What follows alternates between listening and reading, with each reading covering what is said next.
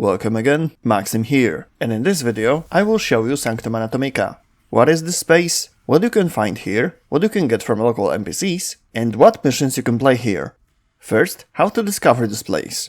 You will get here by playing Whispers in the Walls story quest. The first character you will meet is Loyd. And no, it's not exactly the one you know from Netracells. This is the original one. After completing the quest, he will provide you services related to the local syndicate, Kavia. Except that, you can exchange with him special totems for syndicate points, Voca. They appear during the missions. You can also exchange resources for free Voca every 8 hours. From Loyd you can also buy, among other things, parts for Warframe named Dante for vessel capillaries. This is a special resource that you can get by playing local disruption. We'll come back to that soon. Loyd has one more interesting service, Arcane Dissolution. You can buy a pack of random arcanes. For 200 vosfor and 50,000 credits, you can get one of several arcane packs. By hovering over a given pack, you will see a list of all possible ones from that particular group. Each pack contains 3 arcanes. But where you can get this new resource, vosfor?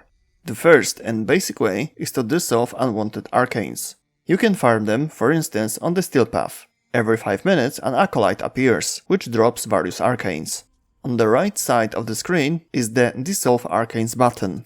Depending on their rarity, you will receive a different amount of vosfor. The second source is Deep Archimedea. We will come back to it soon. The third source is a pack available in the offer of 6 basic syndicates. 200 vosfor for 30,000 syndicate standing points. And you can also get it on mission mode named Face Off, PvP variant. 30 on normal mode, 50 on the steel path. You get access to this mission after Warframe 1999 story quest. Let's move on. One floor above, you will find Bird 3. Here you can buy various necromech mods, corvex or weapon blueprints, arcane adapter for melee weapons, or local arcanes, except Crescendo and Duplicate. More about them a little bit later. All of this for Kavia standing points. However, there is one more item in his assortment that should draw special attention of all those who are thirsty for new interesting functionalities that will increase their combat effectiveness. In this shop you will find an Orbiter segment, which will add new functionalities to your Helminth.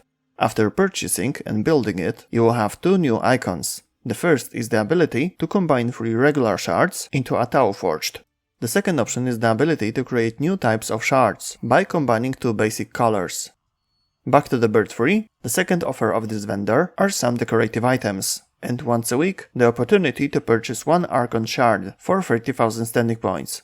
This is an offer moved from Chippers, Drifter's Camp. There are 3 characters left in this hub. Each of them offers unique missions: Fibonacci, Takfer and Loyd. Let's start with the first one. Fibonacci gives you bounties. 5 tiers, rotation 2.5 hours, syndicate points for completed missions, and some additional conditions to complete. With Fibonacci, you can also make rank ups of the Kavia syndicate. As for the rewards, apart from quite decent amounts of endo and local resources, you will find here a complete set of corvex or Mandonella blueprint. Okay, so what missions you can play in this place? If you want to farm points for the local syndicate, I highly recommend playing T4 or T5 Extermination when it appears. Unless the side mission is to destroy 2 rogue Voidrix. That will make the mission quite long. Enemies can use one of the dispensers every few minutes to summon a rogue necromech, even an Eximus. It is a basic mechanic here. Players can also use their own necromechs, but you don't summon them from a gear wheel. You need to hack a special computer. After Loyd's transmission, mechs of all team members will appear in the nearest dispensers. As for the side quests, there are few unique ones available only here. Sometimes you might have to destroy Culverin's weak points, those are regular smaller mechs here, aim at their arms and shoot them off. Another side quest may be Sarcophagus, which you have to open. They appear only in desert areas of the map, and are often hidden in the rock niches, cracks, and in higher points of the map. Inside you will find a special resource, Stella. It can also drop from enemies. Useful for local transactions, crafting, and for managing Archon shards in the Orbiter. You may also get tasked to defeat Scattering or Mocking Whisper. Such opponent can be found on almost every map in this space, in the form of Levitating Book. When you find it, a transmission from Takfer will start. After interacting with it, you will release a Whisper, which you will have to fight. After reducing one of its health bars, you will have to find another book, somewhere on the map. The Whisper will head for it too. If you do not make it first, the Whisper will regain its physical form, and you will have to fight again. However, by reaching the point and destroying the book first, you will automatically end the fight. The reward is one of the local melee weapon arcanes, again except for Crescendo and Duplicate. Back to the mission. There's also survival there, totally normal one. And Disruption. You must defend each conduit from the Necromech. This is where you can get the resource for which you can buy Dante's components from Loyd, Vessel Capillaries. On a regular mission, for each defended conduit, you will get from 2 to 4, on the Steel Path from 5 to 7. From Rotation C, from the mission itself, you can get the Dante's blueprints, among other related things. On the missions here, you will meet Gruzzling. This is a special enemy that always carries one key on Disruption. It doesn't have much health, but the damage attenuation on it can be quite strong. On higher levels, it sometimes takes a moment to kill it. It is best to do it as quickly as possible, because after about a minute, the enemy runs away. On other modes, when defeated, it drops an Entrati Lanthorn, one random Voca, or a random melee arcane. As for Voca, I recommend using Orkin Eye Air Support from Parallax to learn where they can be found. Up to 8 randomly placed on the map, on almost every mission. Almost, because there's one exception, Mirror Defense. Neither Voca nor a book with Whisper can be found there. The rules of this mode are identical to those on Tiana Pass on Mars. 2 points, which you need to defend alternatively, and levitating objects to collect, which will heal a given point and create additional cover. You defend each point for 2.5 minutes. Both defended is one rotation. During the mission, you have the opportunity to summon your Necromech using the computer. On Rotation C, you can get Tome mods. These are special mods that can be used in tomes and increase the statistics of your Warframe or weapons. However, if you want to get them, I personally recommend farming Platinum by trading with other players and buying a full bundle of these mods on the market. The chances of getting them on a mission are not particularly impressive. Another mode where you can get new mods is Alchemy. Here, also from Rotation C, you can get Tenokai mods, which allow you to use heavy attacks, without using up combo. However, if you get tired of farming them from missions, you can also buy them on the market. But what is Alchemy? During the mission, amphoras with different elements will drop from defeated enemies. You have to throw these amphoras into a special container to create a new element. You throw them with the alternative fire button. Once the container is filled with both elements, the process of preparing new compound will begin. During this stage, you need to ensure the right pressure by releasing the excess by destroying the valves. A little tip: you can also use amphoras as weapons, by throwing them at the enemies. A toxic amphora is great against more powerful enemies, especially at high levels. And there's an assassination. The mission requires you to first lure out the boss. To do this, you must pick up a special item and place it in the Vitrium scanner. During the scan, Murmur Eyes will appear in the air, which you must collect. Complete this step 3 times, each time in a different location. You can start up to 3 Vitrium scanners at the same time, depending on the location, to speed up the process. If the eye icon is red, it means that Hand of the Murmur is holding the eye, and you must first destroy it. After collecting 30 eyes, you can go to face the boss. There will be 1 out of 3 variants. When you reach the designated area, first destroy a certain number of opponents. Then, from their remains, a boss assemble itself. It will have 2 health bars. On normal mode, this boss is not particularly difficult. On the Steel Path, however, it is a completely different story. In this mode, the damage attenuation is very intense, so the boss is real bullet sponge. Especially its hidden variant. Both on normal mode and on the Steel Path, after collecting 30 points, you can continue collecting them in the next places until you collect 60. Then you will summon the final form of this boss, which has the attacks of all 3 weaker variants. This is a real test of patience, persistence, and teamwork if you play in a team. However, this enemy is completely optional, unless you want to get a special decoration for your landing craft. You only get it after defeating the hidden boss variant, after collecting 60 points on the Steel Path. Plus, if you defeat this boss in solo mode, playing Vauban, Mirage, Gauss, Protea, Savagov or Jade, you will get a special glyph with one of those Warframes, depending which you used. Another reward, regardless of the variant and difficulty level, is a possible 1 local melee arcane, but no chance for crescendo nor duplicate. These 2 arcanes are only available in separate special modes. Remember the 3 characters with unique missions on Sanctum Anatomica I mentioned earlier? First was Fibonacci. The next is Takfer.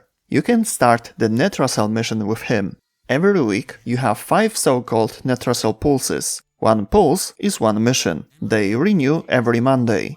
On each mission you can get a melee weapon arcane adapter, arcane duplicate and crescendo, or 1 of 3 basic Archon shards, both normal and Tau forged.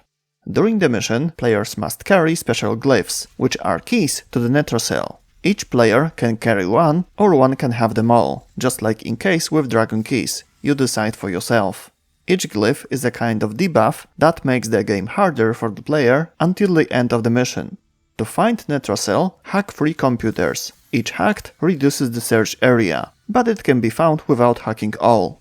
Once you find it, and the correct key glyph is used, the opening process will begin. It involves eliminating enemies. To make it count, you must stay in the designated red circle. Eliminated mobs can be outside of it. It is important that you do not leave it. Unless Necromite appears. He will block the opening process until you get rid of him. It is a small levitating robot. He will be in the designated area. Necromite appears twice during each mission. After opening Netracell, you can enter it and open container with a reward. With a good RNG and with well-coordinated team, 1 Netracell can be completed in about 7 minutes. I highly recommend summoning your own Necramech. Voidric is fantastic for this mission. I also encourage using Unair Operator School or upgrading ability Last Gasp to make it global, available always, no matter which school you use. Because on Netracells, when you die, you die. Gasp gives much more time for someone to save you, or you can even get up by yourself with this skill if you have good enough amp. Netracells can be played regardless of the rank of the Cavia Syndicate. Completing 1 such mission will give you an additional 5000 Syndicate standing points. The last character on Sanctum is Loyd. Here he is responsible for Archimedea. This is available when you have the maximum, 5th level, of Cavia Syndicate. This is a special set of 3 missions, like Sortie, but you have to complete these missions one after another. No coming back to the Orbiter, so you don't have chance to change your gear between missions. Choose 1 loadout and play 3 missions in a row. However, you get rewards for each individual mission. Yet, equipment and reward system is not that simple. In a given week, the game will randomly select equipment for you, which, if used, will increase your research points. They determine how many rewards you will receive in a given run. You can choose from 3 Warframes, 3 primary, 3 secondary, and 3 melee weapons. For example, if you see Latron in the pool, you can take regular one, as well as Prime or Wraith. The variant is your choice. You can also take its incarnate version. Additionally, there are 4 personal conditions of various types. Energy loss, reduced stats, inability to use the operator or gear wheel, there are a lot of them. In addition, Archimedea has 2 types, regular and elite. You can get more rewards from elite, but to unlock it, you have to play the regular version with the all required equipment and accept all debuffs. To put it simply, you have to have a full set of research points. By completing a regular Archimedea once this way, you will have the elite variant unlocked forever. On the regular one, levels of the opponent are from 250 to 275. On elite variant, from 375 to 400. However, to be able to play this mode, regardless of the level, you have to use 2 Netracell pulses to open Archimedea. But it is very profitable, because in total you get more rewards this way. You can use the remaining 3 pulses by playing Netracells normally. As for the missions on Archimedea, these are more difficult variants of normal ones that occur on Sanctum Anatomica. For example, Disruption, where conduits can be destroyed by any opponent. Survival can be without oxygen capsules, then you get oxygen from destroyed rogue necromechs, or the capsules are initially blocked and you unlock them by killing mobs nearby. There are quite a few of these variants. And don't worry if you don't do well on this mode. These missions are difficult for everyone. One weaker team member, or one minor mistake made by an experienced player can drag the best team down. You can initially take fewer debuffs, you will get less rewards, but you will learn how to play these missions effectively. Here I also highly recommend Last Gasp from Unairu, or Vazarin in general, to heal each other. If you die there, then there's the chance to revive, but you won't do it yourself. Upon a teammate's death, a Void Angel appears on the map. Defeat it brings back one player. However, if you die too many times, or for too long, you will no longer be able to earn rewards for completing missions. There is one convenience, but you have to use it wisely, because if used in the wrong time, it can become something completely opposite, and nail to the coffin. In missions that rely on time, survival and mirror defense, there is a possibility of shortening the mission time. If, from the Necromech dispenser, you summon a rogue Necromech and defeat it, the mission will be shortened by 45 seconds. However, be careful, the mech will attack you or the defense point. And if it is a Lich Eximus, then you will have a problem, because at this level, this motherclucker is hard to kill. As for the rewards, for completing the entire Archimedea, you will get 15,000 Kavia standing points. The rewards pool for research points is the same as on Netracell, just in the greater amounts.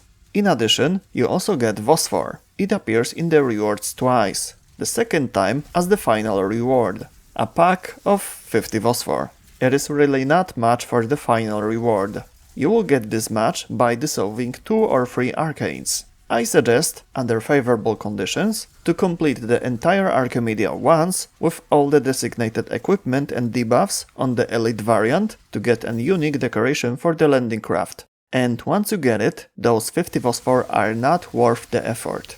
Thanks to this, each week you will be able to take one piece of equipment of your choice, Warframe or weapon, or do not accept one of the debuffs. Personally, I like to skip Operator Lock, you can then use Last Gasp, or the Gear Wheel Lock. Then you can use Spectres, Energy, Health, Shield Pads, or even take out your Arc Gun. And that's all in this video. If you have any more questions about Sanctum Anatomica or any other topic, feel free to ask in the comments, or visit me on one of my streams on Twitch. Link is in the description. See you next time, bye.